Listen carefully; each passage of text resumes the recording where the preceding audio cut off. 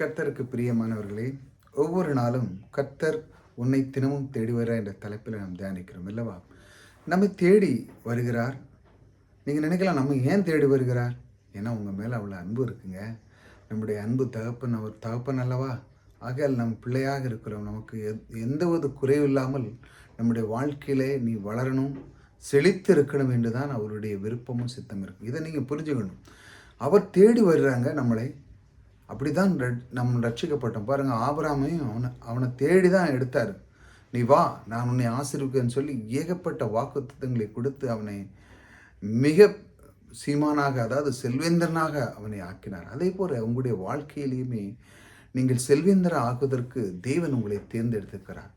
ஆனால் நீங்கள் நினைக்கலாம், ஐயோ நீங்கள் சொல்லுங்களே, நீ செல்வந்தராக தேர்ந்தெடுக்கிறேன், நானே இப்போ அப்படி இல்லையே, என்னுடைய சூழ்நிலை அப்படி இல்லையாமல் இருக்கேன், நான் என்ன செய்வேன், இந்த பணத்தில் பெருக்கத்திலேருந்து நான் எப்படி முன்னேற அப்படின்னு நீங்கள் யோசிக்கலாம்.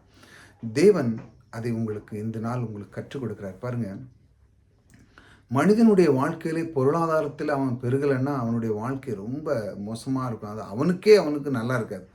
வாழ்க்கையில் குடிக்கிட்டே போகணும், குறைஞ்சிடக்கூடாது. அவனுடைய வாழ்க்கையில் இன்னையில் இருக்கிற நிலைமையிலேருந்து இன்றைக்கி ஒருத்தன் ஒரு வீடு வாங்கினா 2 வீடு, ஒரு வாங்கினா இன்னொரு வாங்கணும், நிலங்கள், அது இதுன்னு அவன் பெருகிட்டே போகணும், குறைஞ்சிடக்கூடாது.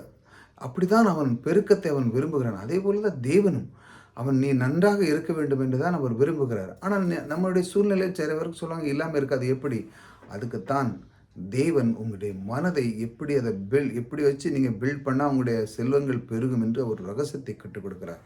அந்த ரகசியத்தை இன்றைக்கி நான் உங்களுக்கு சொல்ல போகிறேன். பாருங்கள், தேவன் இந்த பூமியில் சில பிரமாணங்களை வைத்திருக்கிறார் அல்லவா?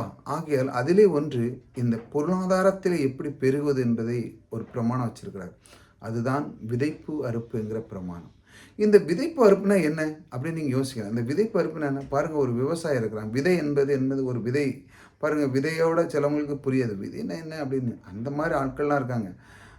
ஒரு விவசாயிகிட்ட போய் கேளுங்க, அவன் படிச்சிருக்கே மாட்டான். ஆனால் அவனுடைய விதை நெல்லை வச்சுருப்பான், விதை கடலை எல்லாமே இருக்கும். அவனுக்கு விவசாயிங்கன்னு பல விதமான விதைகள் வச்சுருப்பான். அவனுக்கு தெரியும் எவ்வளோ விதைத்தால் எவ்வளோ பெருக்கம் ஏற்படும் என்று.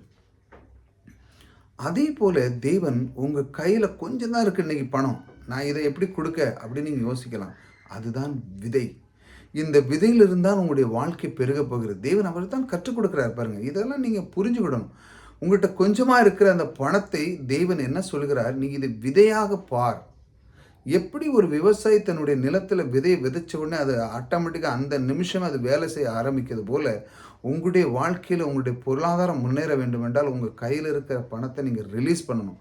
நீ பூட்டி வச்சுக்கிட்டு யாரும் கொடுக்கக்கூடாது அப்படிங்கிறது எண்ணம். அதாவது கொடுக்கும் பொழுதுதான் நீ கொடு, அப்பொழுது நான் கொடுக்க அப்படின்னு தான் பைபிளில் போட்டுருக்கு.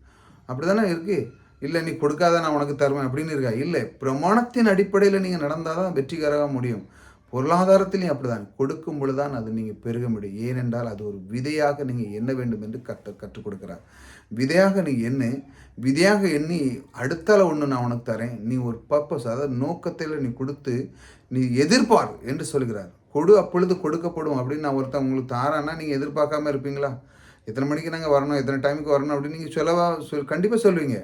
ஒரு ஆள் இருக்காரு, நாளைக்கு எனக்கு ஒரு 50,000 நான் உங்களுக்கு தாரேங்க அப்படின்னு சொன்னீங்கன்னா எத்தனை மணிக்குங்க சொல்லுங்கள் அப்படின்னு சொல்லி அந்த டைமிங் நீங்கள் எதிர்பார்த்துட்டு இருப்பீங்க இல்லையா? அதே போல் நீங்கள் இன்றைக்கி பணத்தை விதைக்க பொழுது நீங்கள் ஒரு எதிர்பார்க்கலாம். எனக்கு இந்த மாதிரி நான் எதிர்பார்க்குறேன், தேவன் எனக்கு எல்லாம் சந்திக்கிறவர் எனக்குள்ளே இருக்கிறார். ஆகையால் உங்களுடைய வார்த்தை நம்ம இன்னும் மாற்றணும். ஆகையால் நிறைய பேர் இந்த மாதிரி கற்றுக்கொள்ள மாட்டாங்க, சத்தியத்தை அறிஞ்சிருக்க மாட்டாங்க. பணத்தை விதையாகவும் பார்க்கணும், நோக்கத்தோடு நீங்கள் அதை பார்க்க வேண்டும். கண்டிப்பாக எனக்கு செய்கிறவர், பெருக்கத்தை தருகிறவர் எனக்குள்ளே இருக்கிறான்னு சொல்லி அதை நீங்கள் பார்க்கணும்பாங்க. அப்பொழுது தான் நீங்கள் பெருக முடியும். நீங்கள் சத்தியத்தை நான் உங்களுக்கு சத்தியம் அறிஞ்சிருக்கிறேன் சொல்லியிருக்கிறேன், நீங்கள் உங்களுக்கு உள்ளத்தில் அது தாக்கத்தை கொண்டு இருக்கும் பொழுது நீங்கள் கர்த்தருக்காக நீங்கள் நான் செய்கிற ஊழியத்துக்கு உதவலாம். நீங்கள் உதவும் போது அது என்ன நடக்குன்னா, தேவன் நீங்கள் விதைக்கன்னு சொல்லுகிறார். நீ கேட்டிருக்காங்க எப்படி கொடுக்க அப்படின்னு. நீங்கள் பெருக வேண்டும் என்றால் சிறுக விதைக்கிறவர் சிறுக அறுப்பான், பெருக அறுப்பான். அப்போ உங்களுடைய வாழ்க்கையில் எந்த அளவுக்கு நீங்கள் பெருகணுமோ அந்த அளவுக்கு நீங்கள் விதைச்சா தான் கிடைக்கும். அதே போல் இப்போ குறைவாக இருக்கிறத நீங்கள் அதை விதைச்சு நீங்கள் பாருங்கள். தேவனுடைய அந்த பிரமாணத்தை கற்றுக்கொள்ளுங்கள். அது எப்படி வேலை செய்து அறிங்க. அதை நீங்கள் முதல்ல பண்ணணும். அதாவது நீங்கள் செய்ய வேண்டும்.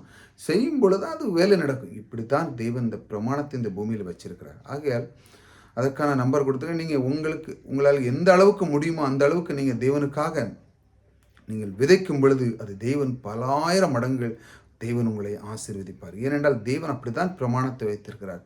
அவருடைய வார்த்தைகள், சில வார்த்தைகள் இருக்குது. அவர் பாருங்கள், அவர் எப்படிலாம் சென்று நம்மளை வழிநடத்தினார். அந்த வார்த்தை பாருங்கள்.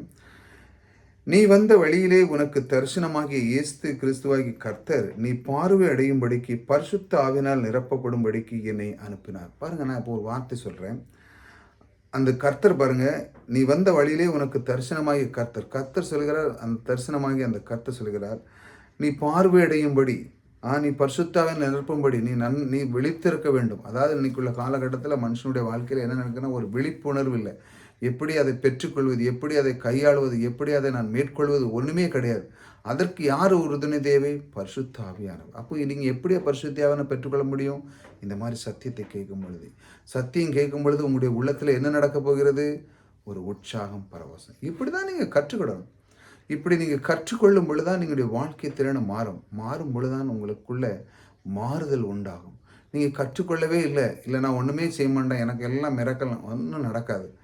தேவனையோடு நீங்கள் அறிய உங்களுடைய வாழ்க்கையிலே நீங்கள் உங்களுடைய உயர்வை நீங்கள் பார்ப்பீங்க. எப்பொழுது தேவனுடைய வார்த்தை கேட்டு, தேவனுடைய வார்த்தை நீங்கள் ரகசியமாக நீங்கள் அந்த ரகசியத்தை அறிந்து கொள்ளும் பொழுது, தேவனுடைய பிரமாணத்தின் அடிப்படையில் நீங்கள் வாழும் பொழுது என்ன நடக்கின்றால் நீங்கள் உயர்ந்திருப்பீர்கள். அப்படித்தான் தேவன் உங்களை வழிநடத்துகிறார். பாருங்கள், இப்படி தான் அவர் உங்களுக்குள்ளே வந்து வாசம் பண்ணுகிறார். நீங்கள் சோர்ந்து போகாது. ஆகையால் விதைப்பை விட்டு விடாதீர்கள், தொடர்ந்து இதை செய்யுங்கள். மீண்டும் பரிசுத்த ஆவியானவர் உங்களுக்கு உணர்த்துகிறார். நீ பெருக போகிறதுக்காக உனக்கு ஒரு வழியை கொடுத்திருக்கிறேன், அதை நீ செய் என்று அவர் சொல்கிறார். பெருகுவதற்கான வழி என்ன? விதைப்பு, அறுப்பு. உன்னுடைய இடத்துல இருக்க பணத்தை விதையாக வித, நீ பெருகலாம் அப்படின்னு பரிசுத்த ஆவியானவர் உனக்குள்ளே உணர்த்துகிறார். நீ கையை என்னைக்கு ரிலீஸ் பண்ணுதியோ அன்னைக்கு தான் நீ பெருக்கத்தை காண்பாய் என்று அவர் உங்களுக்கு வாக்கு கொடுக்கிறார். புதிதாக வந்து சப்ஸ்கிரைப் பண்ணி வச்சாங்க. தொடர்ந்து இந்த மாதிரி வார்த்தைகளை கேளுங்க. கேட்கிறது மூலமாக உங்களுடைய வாழ்க்கை திறனே மாறும். விதைப்பதை விட்டு விடார்கள். கர்த்தர் உங்களோடு கூட இருக்கிறார். கர்த்தர் உங்களை ஆசீர்வதித்திருக்கிறார்.